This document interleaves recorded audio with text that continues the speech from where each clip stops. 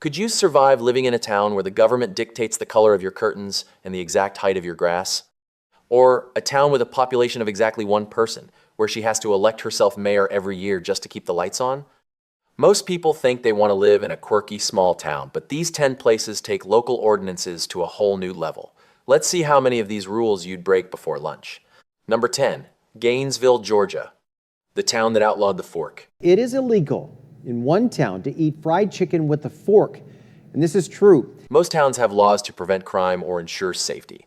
But in Gainesville, Georgia, the self-proclaimed poultry capital of the world, a city built around America's booming chicken industry, they have a law to protect the dignity of their favorite dish. In this city, it is technically illegal to eat fried chicken with a fork. Passed in 1961 as a clever PR stunt to cement the town's status in the poultry industry, the ordinance declares fried chicken a culinary delicacy that is sacred to the municipality. According to the law, this hallowed food must be eaten with your fingers only. Anything else isn't just bad manners. It's a violation of city code. And this law has actually been enforced at least once for laughs. In 2009, 91-year-old Jenny Dietrich was visiting Gainesville for her birthday lunch at Longstreet Cafe. Her friends secretly tipped off the police chief, who arrived at the table to place her under arrest for eating her chicken with a fork. She was promptly pardoned by the mayor and left with the title of Honorary Georgia Poultry Princess. While you won't actually end up in a jail cell for using a fork today, the rule is a fierce point of local pride. In Gainesville, tradition isn't just remembered, it's written into law, one drumstick at a time.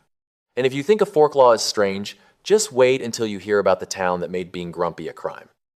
Number 9, Pocatello, Idaho, the town that made frowning illegal.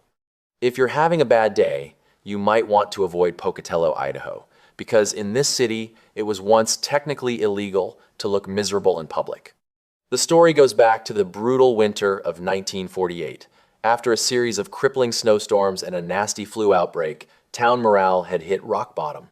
To fight the gloom, Mayor George Phillips passed what became known as the Smile Ordinance, making it a violation of local law to not smile within city limits. The mayor's goal wasn't to fill the jails with frowning residents. It was a morale-boosting joke written into the city's legal DNA. The ordinance even jokingly suggested that the chief of police would be watching for long faces.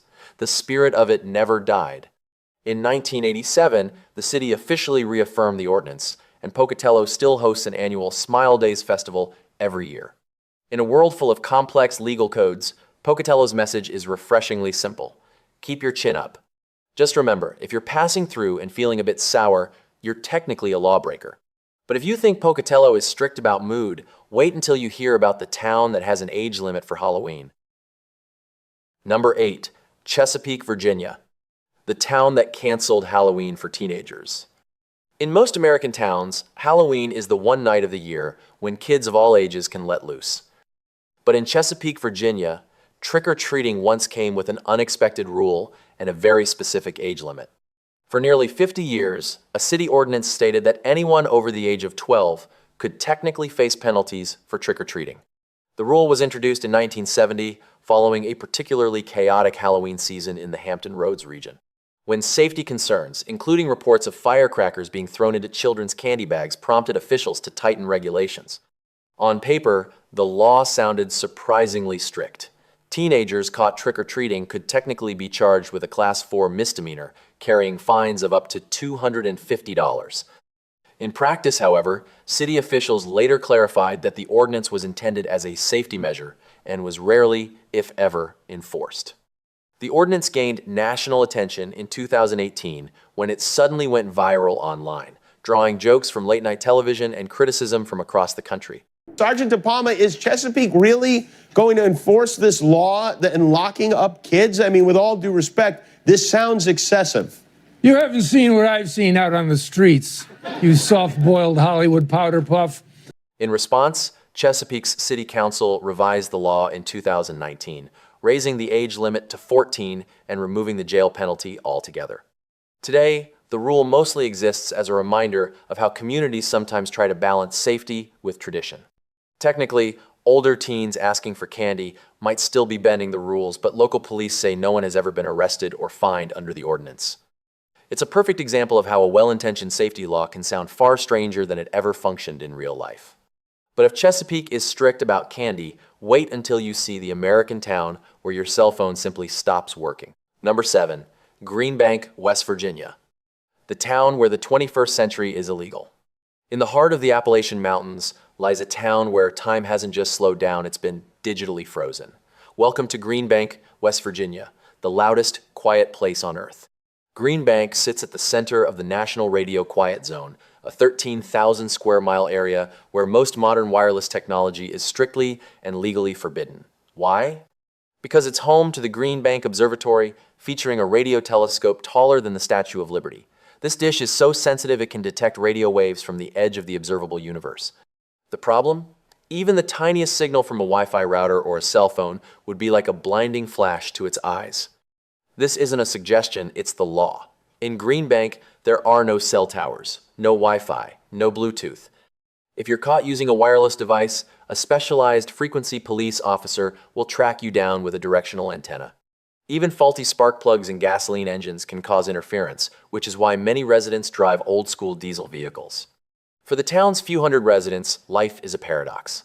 They live in the shadow of one of the world's most advanced scientific instruments, yet they communicate via landlines and paper maps. In a world addicted to notifications, Greenbank is the ultimate sanctuary of silence, provided you're willing to ditch every device you own. Greenbank chose silence over signals. But the next town went even further. They banned cars over a century ago and never looked back. Number 6, Mackinac Island, Michigan. The island where cars were banned in 1898. While most of the world was racing toward the automotive age at the turn of the 20th century, Mackinac Island took one look at the horseless carriage and said, "No, thank you."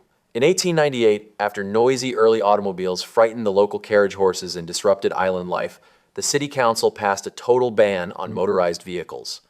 Over 125 years later, that ban is still firmly in place. Living on Mackinac Island feels like stepping into a time machine.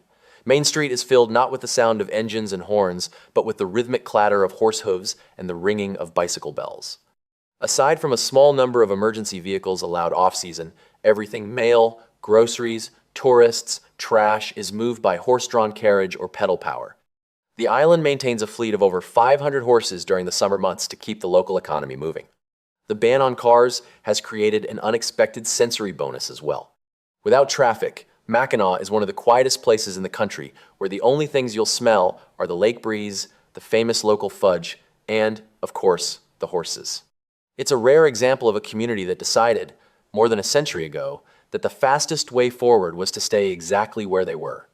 Mackinac made a choice for the whole island. But the next town on our list has only one person making every choice because one person is the entire town. Number 5, Monowi, Nebraska. The town where one woman is the entire government. In the heart of the Great Plains sits a town that redefines the very concept of community. Monowi, Nebraska isn't just a small town, it is the smallest incorporated town in the United States. And its entire government, workforce, and population consists of exactly one person, Elsie Eiler. Monowi was once a bustling railway stop with hundreds of residents, but as the decades passed, the young moved away and the elders passed on. By 2004, after the death of her husband Rudy, Elsie became the town's sole inhabitant. Rather than let the town dissolve, she chose to keep it alive through a series of annual legal rituals that sound like a social experiment. Every year, Elsie, acting as mayor, must post a public notice in the Monowi Tavern, which she also owns and runs, announcing a municipal election. She then casts the single deciding vote for herself. As city clerk, she records the vote. As treasurer, she collects taxes from herself to keep the 4 streetlights burning. She even applies to herself for a liquor license and a tobacco license every year to keep her tavern legal. And because Monowi is still an incorporated village, she receives state road funds for which she must submit a formal, long-term road plan to Nebraska every year. Monowi is a place where law and order is a solo performance. It's a town held together by the sheer willpower of one woman who refuses to let her home vanish from the map. Monowi survives on determination. The next town survived by becoming something completely different and making it the law. Number 4, Leavenworth, Washington. The town legally required to look like Bavaria. If you found yourself blindfolded and dropped into the middle of Leavenworth, Washington, you'd be forgiven for thinking you'd somehow teleported to the German Alps. You'd see timber-framed buildings, ornate balconies overflowing with flowers, and signage written in old Germanic script. But this isn't a historical settlement, it's a town governed by one of the most specific aesthetic laws in the country. In the early 1960s, Leavenworth was a dying logging town on the brink of collapse. In a desperate bid to survive, the town made a radical decision: transform the entire village into a Bavarian-style tourist destination. And to make the illusion convincing, they didn't just ask businesses to change, they made it the law. The city enacted strict building codes that apply to every single structure in the commercial district. And the law is absolute. Even global chains have to fall in line. If you want to open a McDonald's, a Starbucks, or a Safeway in Leavenworth, you cannot use your standard branding. Your building must feature alpine woodwork, sloped roofs, and Bavarian-themed decor. Even the fonts on your signs are regulated. The result is a town that looks and feels like a permanent movie set, one that turned a forgotten mountain outpost into a multi-million-dollar tourism economy. In Leavenworth, the rule is simple: if it doesn't look like 19th century Germany, it doesn't belong on the street. Leavenworth chose an aesthetic. The next town chose perfection and made the pursuit of it mandatory for every resident. Number 3, Celebration, Florida.